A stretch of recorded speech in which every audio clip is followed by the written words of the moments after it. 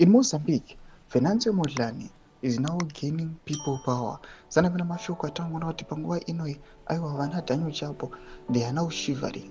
Noda kwekuti pakunyatsokuona kuti zvinhu zvazvisi kunyatso what they planned nezvaakuitika panapa unyatsokuona kuti akabika matakanana. He totally failed. Tinotobva subscribe or like on the bell icon.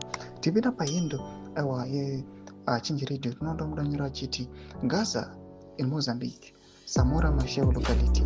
Yesterday, January 24, 2025, in Chibojo district, Samora Machel, Gaza province, the population took action to remove the old local leaders and picked by Frelimo.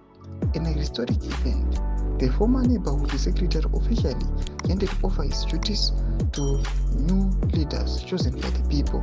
Present at the event were members of the UIR, CERNIC, and PRM, who were tasked with maintaining control during the transition.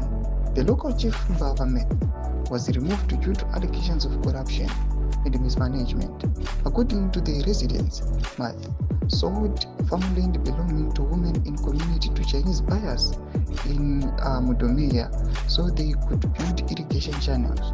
These women who relied on the land for their livelihood received no compensation, fueling public outrage.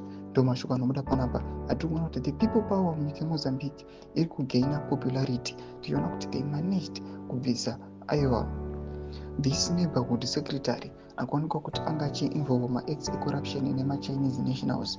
Ndo zvatoona kuti panguva inoi vakomana vaunita vachitungamirwa naVenancio Mondlane tinoona kuti step by step avari kuzvikwanisa kuzviita vachibvisa aiwa maleaders akangoya achingokandwa zvavo neFrelimo. Zvatakuona kuti kuramba kuri kugena popularity kwemacitizens vachiona this people power.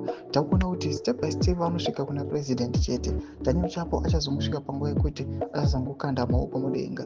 Tidze mafunguro enyu muri kubipa pamusoro pechiriko ichi. Kana comment section medu, subscribe or like, turn on the bell icon.